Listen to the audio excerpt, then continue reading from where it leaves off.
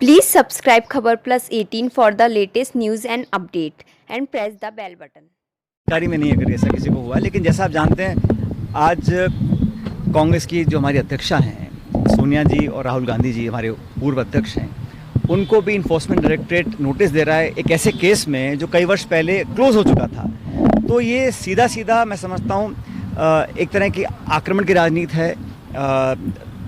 नेताओं की आवाज़ को दबाने की राजनीति है और सेंट्रल एजेंसीज का दुरुपयोग अब आम बात हो गई। अब जनता भी जानती है, अगर किसी पॉलिटिकल विरोधी को नोटिस मिलता है या छापा डाला जाता है या तंग किया जाता है तो लोग उसको समझ रहे हैं कि ये सिर्फ और सिर्फ राजनीतिक रूप से लोगों को कमज़ोर करने के लिए किया जा रहा है। लेकिन जैसा कल दिल्ली में बयान दिया गया, पूरी पार्टी हमारे कांग्रेस अध्यक्ष के साथ है और इस प्रकार के नोटिस देने से या डराने से या भयभीत करने की जो कोशिश कर रहा है केंद्र सरकार के एजेंसीज, उसका कोई लाभ मिलने वाला नहीं है। हम डट के इसका मुकाबला करेंगे और जैसे जैसे चुनाव आते हैं राज्यों में या राज्यसभा के चुनाव आते हैं, हमने देखा है कि पॉलिटिकल विरोधियों को जो केंद्र सरकार का विरोध करते हैं उन लोगों पर लगातार इस प्रकार के जांच एजेंसीज अपना शिकंजा कसने की कोशिश करते हैं और जो सत्ताधारी दल के साथ हैं उन सब के सारे पाप माफ़ कर दिए जाते हैं, उनके सब जांचें रुक जाती हैं। तो जो पक्षपात की राजनीति है, जो दबाव निर्मित करने की राजनीति है, इसका बहुत ज़्यादा लाभ भाजपा को नहीं होने वाला है। आज कार्यशाला का दूसरा दिन था और लगभग 600 लोगों ने इसमें भाग लिया और उदयपुर में जो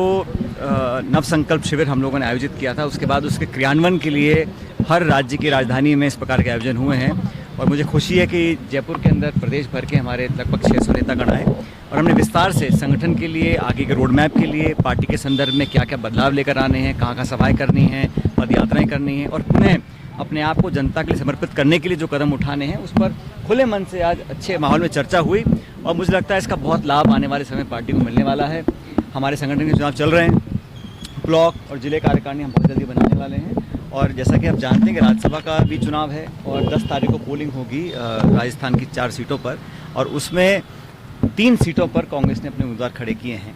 संख्या बल और विधानसभा का जो गणित है वो हमारे पक्ष में है। सभी कांग्रेस के विधायक अपनी वोट दिखाकर डालते हैं, नियम राज्यसभा का है और जो हमारे साथी जो निर्दलीय विधायक हैं या जो क्षेत्रीय दल के हैं वो 2018 से ही हमारे साथ हैं और लगातार सरकार का समर्थन किया है। तो मुझे लगता है कि 3.5 साल से जिन लोगों ने हमारा साथ दिया है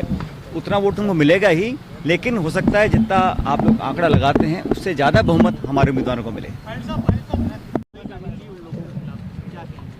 नहीं तो हम तो कह रहे हैं कि भाई केंद्र सरकार हमारे नेताओं को टारगेट कर रही है और सारे नेता, चाहे वो चिदम्बरम जी हों, DK शिव कुमार हों, राहुल गांधी जी हों, सोनिया, मतलब हर व्यक्ति को नोटिस दिया जा रहा है। इनकम टैक्स, ED, CBI छापेमारी, एक तरह दबाव का जो माहौल बना रहे हैं वो सबको दिख रहा है